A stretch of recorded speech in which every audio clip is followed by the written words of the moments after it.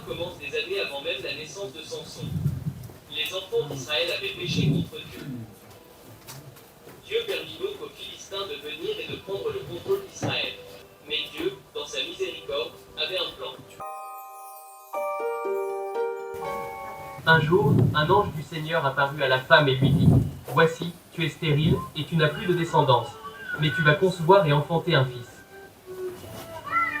L'ange lui donna des instructions précises.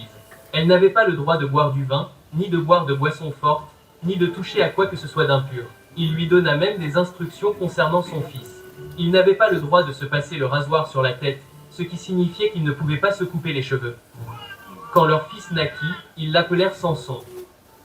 Au fur et à mesure que Samson grandissait, la renommée de sa force dans le Seigneur devint très connue. Un jour, alors qu'il était à Timnis, il rencontra une belle jeune femme. Il alla donc voir ses parents et leur demanda : « S'il vous plaît, prenez-moi cette femme pour femme. » Mais elle était philistine, et ses parents ne comprenaient pas pourquoi il voulait épouser une philistine. Mais ils ignoraient que Dieu avait un plan pour utiliser cela contre les Philistins. Et tandis qu'il était sur le chemin de retour à Timnis, un lion se leva contre lui, il le saisit et le fuma de ses mains nues. Mais étrangement, il ne dit pas à ses parents ce qui s'était passé. Et après avoir bavardé avec sa fiancée, il revint et vit le lion et où il était couché dans le cadavre. Il se pencha et vit qu'il y avait du miel à l'intérieur. Il prit donc le miel, le mangea et le rapporta à ses parents pour qu'ils en mangent aussi.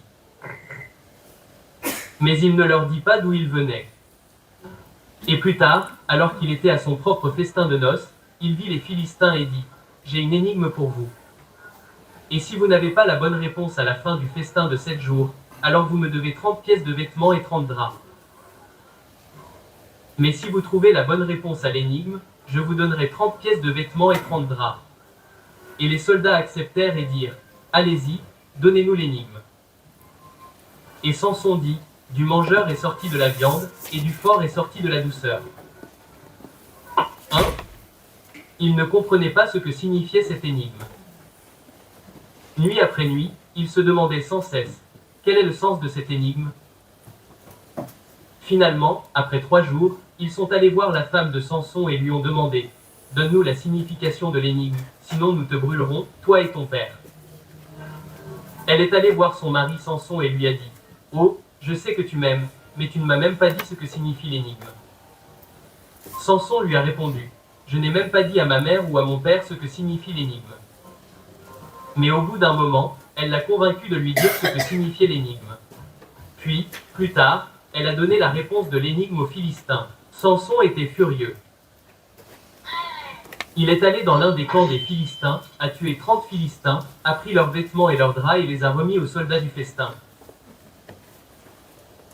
Mais les choses n'ont fait qu'empirer à partir de là. Samson était tellement en colère qu'il est parti et est retourné chez son père. Puis, au bout d'un moment, il a décidé d'aller chercher sa femme. Et il ne savait pas que son beau-père l'avait donnée à quelqu'un d'autre. Il était furieux. Samson est sorti et a attrapé 300 Philistins. 300 renards. Ils prirent des tisons, retournèrent leur queue ensemble, les enflammèrent et les envoyèrent au milieu des champs, et ils enflammèrent les champs des Philistins. Les Philistins demandèrent à savoir qui leur avait fait cela. Effectivement, le peuple savait exactement qui avait fait cela. C'était Samson. Samson entra donc dans la ville et leur montra la force du Seigneur. Et Samson fuma les Philistins par la hanche et par la cuisse. Les Philistins voulurent se venger. Ils se rendirent donc en Juda et campèrent, attendant de trouver Samson. Lorsque les Israélites de Juda découvrirent pourquoi les Philistins étaient là, ils rassemblèrent 3000 hommes pour aller capturer Samson. Samson accepta d'accompagner les hommes de Juda jusqu'aux Philistins. Lorsqu'il fut arrivé là-bas, il se libéra de ses cordes, prit une mâchoire d'âne et se mit à massacrer les Philistins. 1, 2, 3.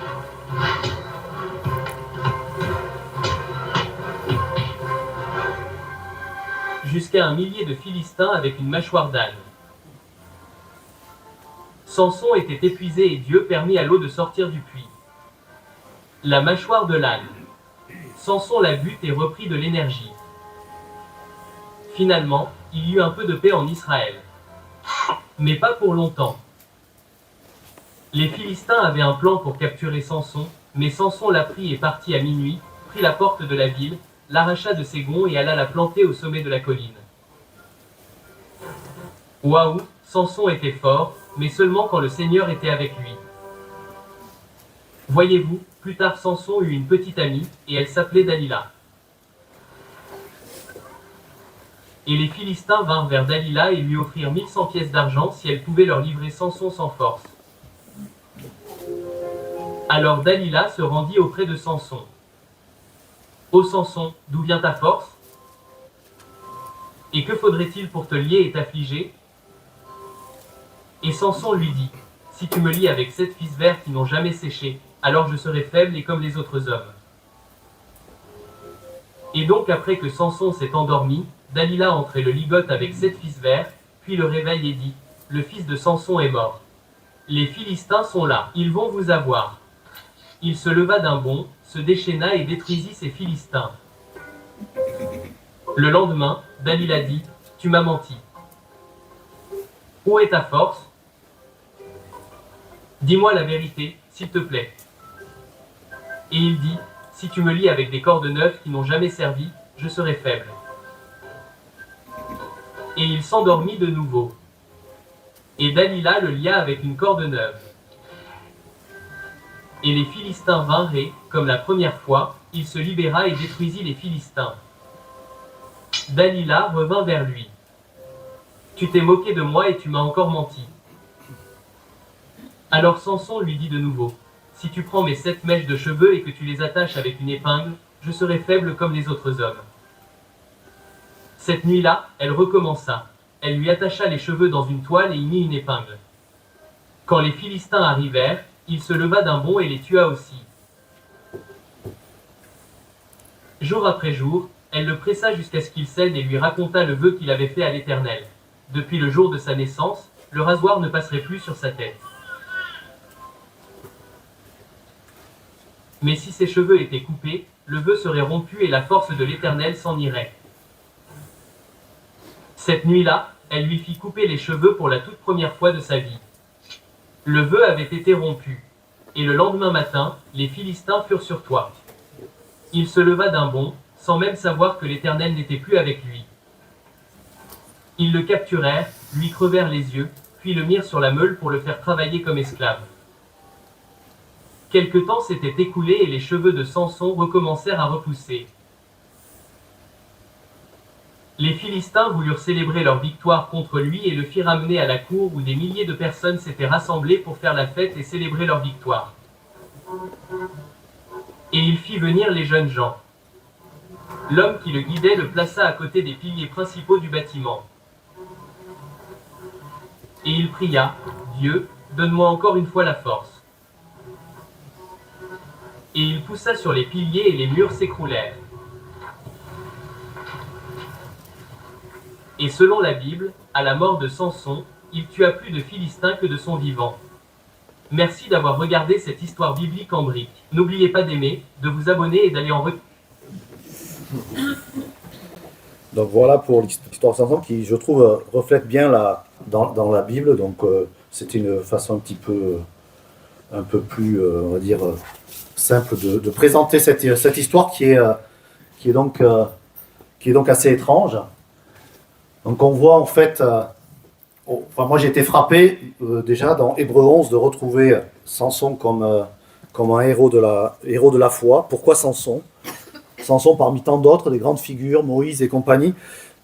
C'est assez surprenant se dire que Samson est nommé dans ces héros de la foi. Quand on voit cette histoire de Samson, on imagine, on voit Samson comme un héros qui finit mal. On pense à d'autres héros de bande dessinée, à Obélix, qui lui ne perdait jamais sa force. Benoît Brisefer, pour ceux qui l'ont connu, qui dès qu'il était enrhumé, perdait sa force. Il y a aussi un dessin animé qu'il y avait quand on était petit, qui s'appelait Samson et Goliath, sauf que Goliath était le chien de Samson, cherchez l'erreur. Voilà, on pense à tout ça, et puis pour les sportifs, Chabal, on s'est toujours demandé s'il coupait les cheveux, s'il avait perdu sa force ou pas. Donc voilà, c'est un personnage assez mythique qui est plein de contrastes, on va le voir plus tard. Plus fort, plus faible, il libère, il n'est pas libéré, il est béni, il finit misérable. Donc il y a pas mal de contrastes et c'est assez étonnant de voir pourquoi, de se demander pourquoi cet homme fait partie des héros de la foi. Donc, je vais donner un petit peu de contexte. À cette époque-là, donc c'est l'époque des juges, donc c'est juges 13 à 14, et Samson est le dernier juge et le dernier des 12 juges. Donc il y a 6 juges, je crois, qui sont nommés, qui ont une histoire dans la Bible, et 6 autres qui ne l'ont pas. Et Samson donc est le dernier, et certainement on pourrait dire le pire des juges. Alors quand on parle de juge dans la Bible, juge ça veut pas dire juge au sens tribunal, etc. Pour Israël, les juges en fait c'était des chefs, c'était les chefs des tribus. Donc Samson est le chef d'une tribu, le chef de Juda. Donc on voit que dans cette période-là, Israël en fait est assiégé par les Philistins, mais Israël, à la différence de quelque temps avant, il se complaît dans cette situation. Il est dans une situation de corruption, de dégradation morale, mais il n'a pas l'air de trop vouloir en sortir. Ça fait 40 ans qu'ils sont sous l'occupation des Philistins. Et c'est donc une cohabitation qui se passe plutôt bien. On voit qu'au temps des Gédéon, par exemple, il y avait les Madianites qui venaient, qui ravageaient tout, mais à chaque fois, on voit Israël qui se repent. Et ici, c'est plus trop le cas. Donc, Dieu veut intervenir, Dieu doit intervenir pour arrêter ça. Et Samson va être celui qui va commencer à délivrer Israël. Ça nous fait penser un petit peu à la situation d'aujourd'hui, où finalement, on se rend compte que dans notre vie d'aujourd'hui, on est au milieu de non-chrétiens, et souvent on se complaît finalement de cette situation où on n'est pas trop mal, on a des biens matériels, on a un petit peu tout, on est bien. Donc c'est quelque chose aussi qui peut nous faire penser à notre vie aussi d'aujourd'hui, et la façon dont ça se passe pour chacun de nous en tant que chrétiens dans ce monde. Alors pourquoi Samson ? Sa vocation, donc on l'a dit, c'est Israël doit être réveillé, il faut un électrochoc, et c'est Samson qui sera celui-là, qui va commencer ce réveil d'Israël. Même il verra pas le fruit de son travail, et d'autres le continueront. On pense à Samuel, à Saül et à David derrière, qui vont continuer ce travail de délivrance. Dieu, à travers ça, il veut nous amener à réfléchir. L'idée, c'est pas que Samson donne une rousse aux Philistins et extermine tout le monde. L'idée, c'est vraiment qu'il y ait des petites victoires pour une victoire finale à la fin qui sera la délivrance du peuple. Alors la naissance de Samson, qui est quelque chose de miraculeux, on le verra aussi un petit peu plus tard, il naît d'une femme stérile, et si on regarde d'un peu plus près, alors déjà Samson ça veut dire petit soleil. Petit soleil, donc voilà, celui qui va commencer à faire briller la lumière sur Israël. Ce qu'on voit en fait Samson, c'est qu'il a une naissance miraculeuse, il naît d'une femme stérile, et si on regarde un petit peu dans la Bible, toutes les femmes stériles qui ont accouché, c'est chaque fois des étapes très importantes dans la vie, soit du peuple d'Israël, ou un peu plus tard aussi, avec la naissance, bien sûr, on pense à Jean le Baptiseur, et à Jésus, bien sûr, en summum. Mais on a Sarah, qui va accoucher d'Isaac, le fils de la promesse. On a Rebecca, qui va accoucher de Jacob. On a Anne, qui va avoir Samuel, qui va oindre les 2 premiers rois d'Israël. On a Élisabeth, qui a eu Jean le Baptiseur, qui va lui annoncer la venue du Seigneur. Et donc voilà, ce sont les 4 que j'ai retenus, mais c'est quand même des comparaisons qui sont assez flatteuses pour les parents de Samson. En parlant un petit peu des parents de Samson, donc ils ont eu cette révélation, on l'a vu d'un ange qui est venu en fait pour annoncer cette naissance, et c'est sans doute une bénédiction pour eux qui ne pouvaient pas avoir d'enfant, une réponse sans doute à leur prière d'avoir cet enfant sera consacré à l'Éternel.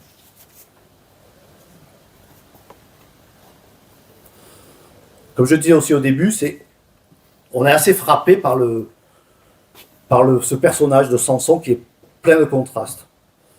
En premier lieu, bien sûr, c'est un homme qui est consacré, il est consacré, il ne devra boire ni vin, ni s'approcher de mort. Il devra, bien sûr, ses cheveux ne devront jamais être coupés. Sa consécration, elle est à travers ces signes-là. Mais ce qu'on voit, c'est que c'est un personnage qui est à la fois dans le doute, on le voit avec les femmes notamment, il est à la fois faible et fort, on le voit fort physiquement, mais faible spirituellement, puis après on verra l'inverse. C'est un homme qui est trahi, c'est un homme aussi qui est orgueilleux parce qu'il veut toujours se venger, on voit qu'il ne demande pas vraiment à Dieu ce qu'il doit faire, mais il y a beaucoup d'orgueil dans ses actions. Bien sûr, c'est un homme qui est désobéissant, on le voit avec ses parents dès le début, lorsqu'il va aller chercher sa première femme auprès des Philistins, il demande à ses parents, mais il ne cherche pas à comprendre ou à approuver, à être approuvé de ses parents, mais il va aller de lui-même désobéir à ses parents pour aller chercher cette femme philistine. C'est un homme qui est seul, ce qui est étonnant pour un roi, parce qu'il est quand même, on l'a dit, roi de sa tribu, mais on le voit souvent et très souvent seul. Puis au milieu de ça, c'est un homme aussi qui est trahi, qui va être trahi par les siens. Quand on voit tout ça, toute cette consécration, alors il a ses forces, ses faiblesses, c'est un peu rassurant pour nous parce qu'on se dit que finalement, on va le voir, hein, il y a beaucoup de parallèles avec notre vie à nous. En fait, on voit que finalement, ça nous ressemble beaucoup. On est aussi, nous, plein de contrastes, en fait. On est à la fois confiant, orgueilleux, enfin, tous ces caractères-là, on les a. Et c'est ce parallèle aussi que la Bible veut nous montrer à travers ce passage. Et je voulais faire un autre parallèle qui est, je pense qu'on voit à travers tous ces 4 chapitres, qui est assez flagrant. C'est le parallèle avec notre Seigneur Jésus. Il y a beaucoup, en fait, quelque part, ce Samson, c'est une préfigure de notre Seigneur Jésus, à travers d'abord sa naissance. On voit que sa naissance, c'est une naissance miraculeuse, qui est annoncée à l'avance à ses parents, comme ça a été fait pour le Seigneur Jésus. C'est un homme qui est seul, on voit que Jésus était souvent seul, aussi trahi, on voit que Samson est trahi. Le Seigneur Jésus a été trahi aussi par ses amis lorsqu'il est parti à la croix. Tout le monde l'a quitté. Il n'y avait plus personne avec lui. Samson, il avait la force de vaincre ses ennemis. Et il nous est dit du Seigneur Jésus qu'il est venu chez en fait, qu'il a vaincu les démons. Il allait par le chemin pour accomplir des guérisons et pour vaincre les démons. Enfin, Jésus est mort jeune, 33 ans, Samson est mort aussi très jeune.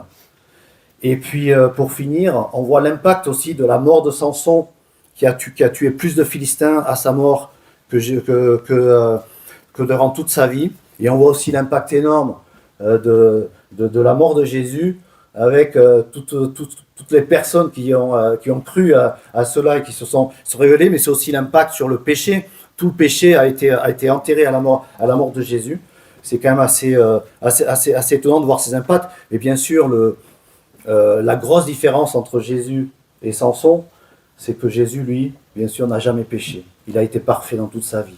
Il n'a pas été orgueilleux, il n'a pas été faible, il n'a pas été désobéissant. Il a toujours été obéissant à son Père, à son Dieu. Il a été parfait sur cette terre. Et d'ailleurs, Samson est mort avec les Philistins, mais Jésus, lui, n'est pas mort, il est sorti du tombeau. Et ça, c'est une grosse différence. Alors, juste peut-être trois actes étranges et symboliques que je voudrais un petit peu commenter. Alors, tout d'abord, il y a le premier mariage de Samson, son mariage d'ailleurs, parce que c'est le seul, avec cette femme philistine. On est frappé en fait parce qu'on pense et on voit que Samson il fait pas la volonté de ses parents, il fait pas la volonté de Dieu, puisqu'il va chercher une Philistine, et c'était bien Dieu disait bien en fait de ne pas se marier avec des étrangers. Pourtant, il semblerait que Dieu approuve ce mariage. Il semblerait que Dieu l'approuve et va lui montrer quelque chose à travers ce mariage. Certainement que Dieu veut nous montrer ici les dangers d'une alliance avec l'ennemi, d'une alliance avec le pécheur. C'est Samson, ce qu'on voit là, et c'est dans la Bible, si on regarde un petit peu le terme, il a cherché une femme qui lui plaisait. Alors que plaire ici dans la Bible, ça veut dire la femme la plus vertueuse. C'est complètement différent avec Delilah qu'on verra plus tard. Là, c'est une femme vertueuse. Donc, c'est une femme qui a des valeurs morales. C'est une femme qui a des valeurs morales, mais elle n'est pas d'Israël. D'accord, elle est du côté des Philistins. Et ça, c'est un problème. Donc, il se peut des fois qu'on veuille chercher, on peut le dire pour les jeunes, chercher une femme du monde qui paraît vertueuse, mais attention, si la personne n'est pas chrétienne, ça peut poser problème.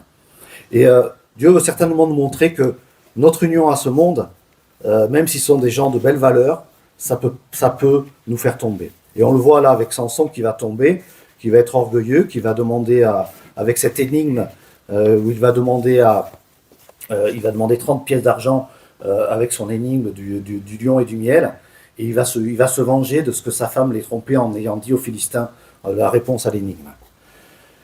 Donc dans les actes symboliques, on a 3 actes. Le premier, c'est le lion et le miel. Alors on pourrait voir à travers le lion la force violente et à travers le miel la douceur. On pourrait dire que là, Samson a utilisé la violence, sa force, pour tuer le lion. Il en est sorti de la douceur. Le lion pourrait représenter les dangers de ce monde, la méchanceté, l'égoïsme, Satan, que l'on doit tuer à travers le Saint-Esprit. Et à ce moment-là, il en sortira de la douceur. Les renards, donc 300 renards attachés 2 par 2, mis en feu, ce qu'on voit, et ensuite qui sont éparpillés. Là aussi, c'est toujours la même pensée qu'il y a derrière, c'est les dangers d'une mauvaise alliance. 2 renards attachés qui ne se mettent pas d'accord pour aller dans un lac pour éteindre le feu, mais qui tirent chacun de leur côté, qui s'éparpillent et qui mettent le feu partout. Donc là, c'est ce qu'on dit, s'il n'y a pas d'entente, destruction de tout le pays.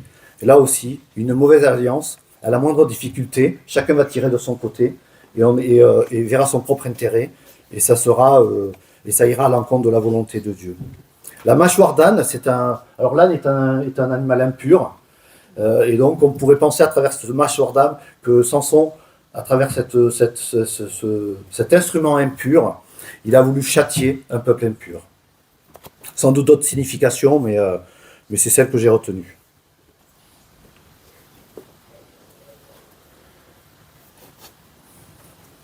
La trahison et la chute. On l'a vu en fait, Samson était seul.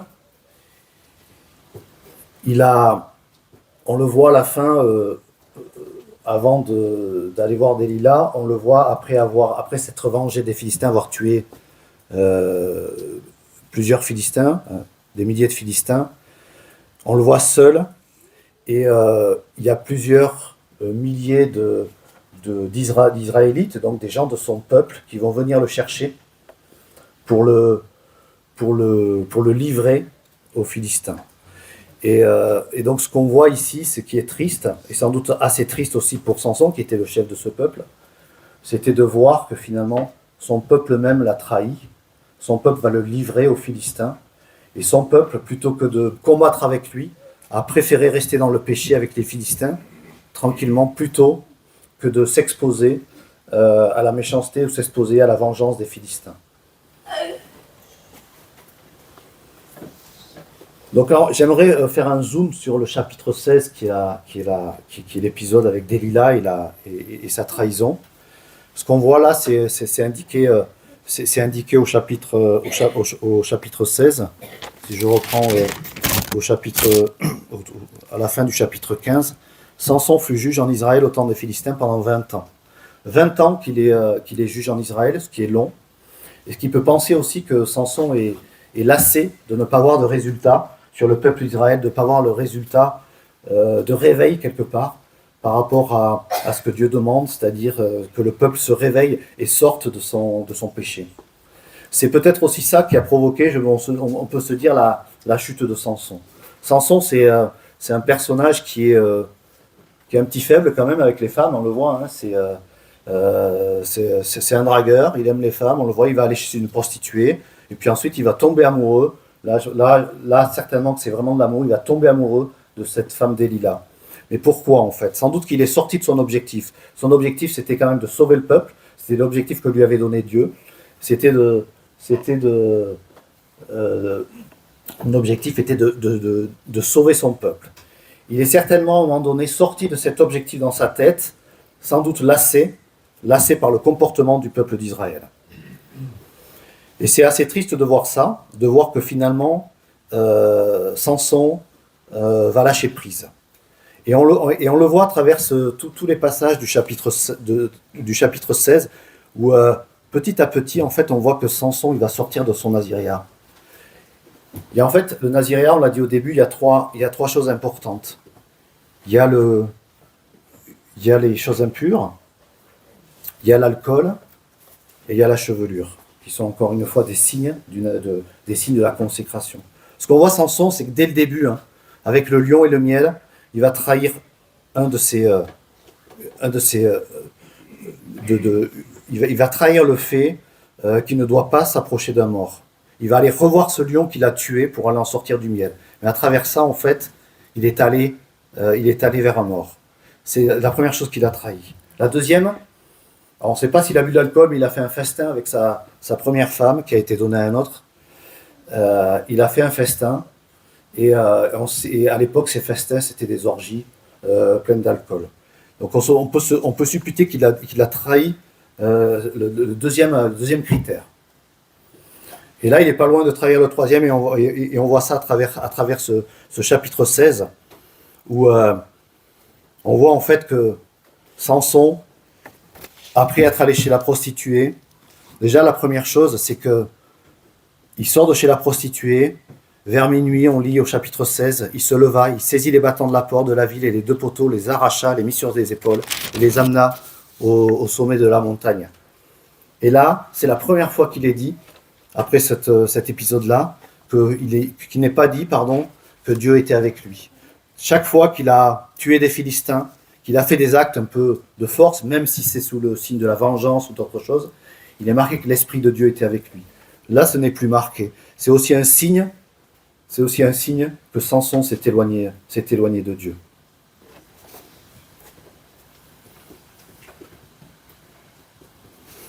Il tombe amoureux de Délila. On le voit, il l'aima. C'est la première fois il est marqué, il l'aima. Une femme dans la vallée de Sorek, et elle se nommait Délila. Cette femme, sans doute que l'amour n'était pas réciproque, et c'est ce qui est un peu triste, c'est de voir Samson en fait qui tombe amoureux d'une femme qui est encore une fois une Philistine. Et cette femme, peut-être qu'elle aimait les beaux muscles, mais certainement qu'elle n'aimait pas Samson comme Samson l'aimait.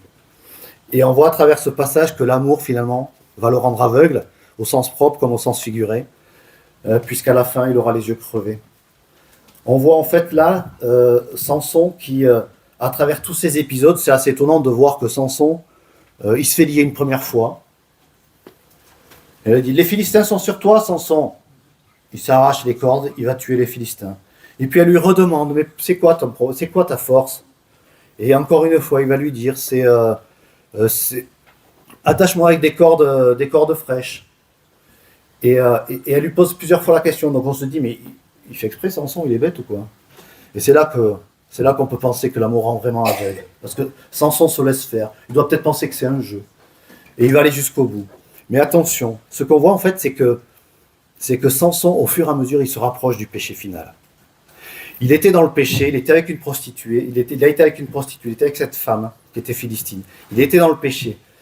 Mais on voit qu'il est travaillé entre péché ou rester consacré à Dieu. Et on voit cette démarche de s'approcher dangereusement du péché final et de la sentence finale, et c'est ce qu'attend Satan finalement ici. Et c'est triste de voir ça, parce qu'en fait, au fur et à mesure, il s'approche. Il pourrait dire à Délila, tu chauffes Délila avec tes corps, tu chauffes. Et puis à un moment donné, il lui dit, mets-moi quelque chose dans les cheveux là. Ou tu brûles Délila, tu brûles.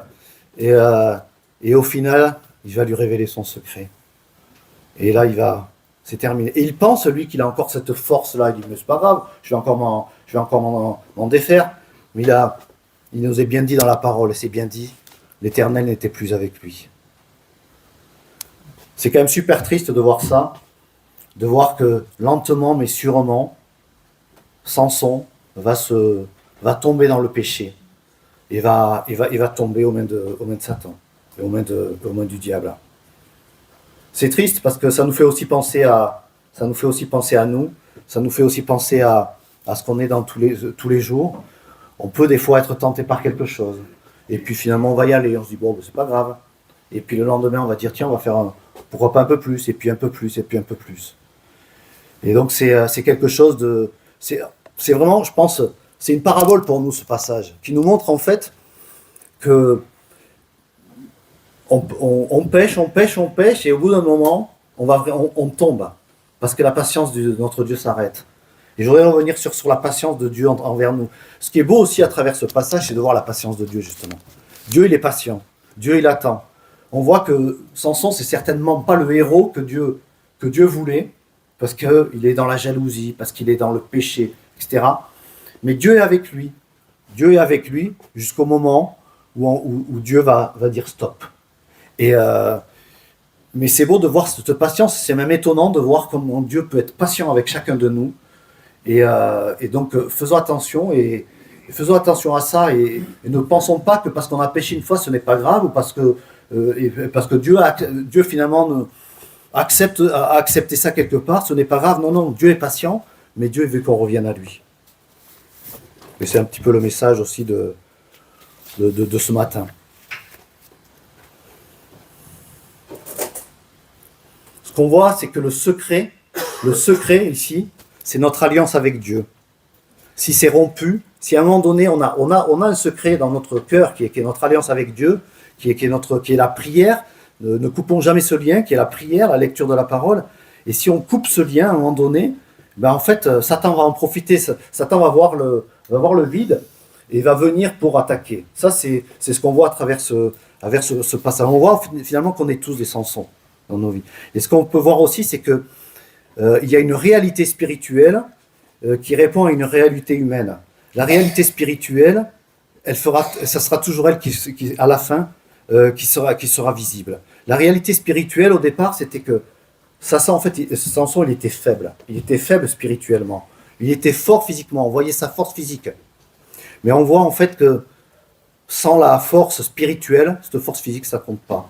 Ça peut faire penser aussi à nous. On peut avoir plein d'œuvres super jolies qui ont l'air, pour nos frères et sœurs, qui ont l'air top. Mais si on n'a pas cette force spirituelle avec Dieu, finalement, on n'est rien. Et on voit à la fin de cette histoire que Samson, finalement, c'est quand il va revenir à Dieu, quand il va se reconnecter à Dieu, que cette force spirituelle va reprendre le dessus.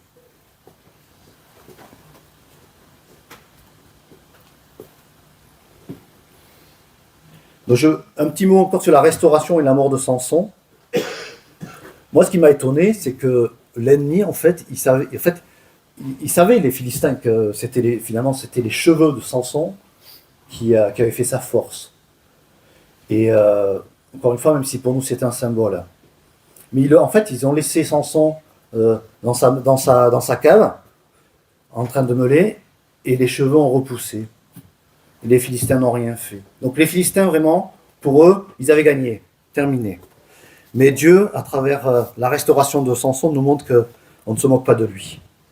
Ce qui est beau de voir à la fin, c'est que Samson se repent, et Dieu l'entend, Dieu répond à sa prière. Il y a un changement qui est énorme, puisque Samson, il est tout faible, il est aveugle, il a plus rien. Sauf que, à travers sa chevelure, en fait, c'est toute sa restauration spirituelle qu'on voit. Et à travers cette restauration spirituelle, Dieu l'entend dans sa prière, et Dieu permet que dans cette... en fait, Samson, c'était un clown, là. C'était un clown pour les Philistins. Mais ça va se retourner contre tous ces Philistins, puisqu'il va tuer tout le monde à travers ce geste, où il va faire effondrer ce temple. Tout le monde va mourir, et lui-même y compris. Ce qu'on voit quand même, c'est qu'il demande à Dieu, à la fin, même s'il se repent, il demande à Dieu, il dit que je meure avec les... Alors, voilà. Donne-moi de la force, c'est au verset 28. Souviens-toi de moi, je te prie, ô Dieu. Donne-moi de la force seulement cette fois, et que d'un seul coup, je tire vengeance des Philistins pour mes 2 yeux. Il y a quand même toujours cet esprit de vengeance. C'est pas le Seigneur Jésus, encore une fois, Samson, il aurait pu, peut-être sans doute que Dieu avait un plan meilleur pour lui. Mais Samson va quand même mourir. Samson, il avait quand même cet esprit de pécheur, il était toujours dans la vengeance, il voulait tuer tout le monde. Dieu l'entend parce qu'il se reconnecte à lui, mais il va finir par mourir avec les Philistins. C'est quand même une belle histoire de voir que Dieu, en fait, il est patient. À un moment donné, on va peut-être tomber, mais si on se reconnecte à lui, c'est ça le message, hein, si on se reconnecte à lui, on va avoir cette grâce de notre Sauveur qui accepte notre restauration spirituelle. Donc je vais terminer, je vais conclure avec ces 4 choses. Ce qu'on a vu, c'est que Dieu est souverain et a ses plans. On voit à travers Samson, qui est un personnage qui est vraiment très atypique, que Dieu, il a ses plans, il peut utiliser des hommes pécheurs, des hommes qui font peut-être un peu n'importe quoi, qui ne sont pas ce que Dieu avait voulu à la base, pour accomplir ses plans, et ses plans sont souverains. Quelque chose qui est très important aussi, c'est 2 Corinthiens 12, verset 9, « Ma grâce te suffit, car c'est dans la faiblesse que ma puissance se montre. » On le voit à travers Samson. Sa force, ce n'était pas ses cheveux. Sa force, c'était ce qu'il avait à l'intérieur de lui. C'était sa connexion à Dieu. Et encore une fois, lorsqu'on est faible, lorsqu'on avoue à Dieu qu'on est faible dans notre vie, à ce moment-là, on sera fort spirituellement. Une autre chose aussi qui est importante, c'est soumettez-vous à Dieu, résistez au diable, il fuira loin de vous. Approchez-vous de Dieu, il s'approchera de vous. Jacques 4, versets 7 et 8. Là aussi, on voit à travers Samson que dès qu'on ouvre la porte, le diable va s'infiltrer. Le diable est fort pour ça. Donc, restons toujours connectés à Dieu. Approchons-nous de lui. Barrons la route au diable. Et enfin, Hébreux 12, verset 22, gardons toujours les yeux fixés sur lui.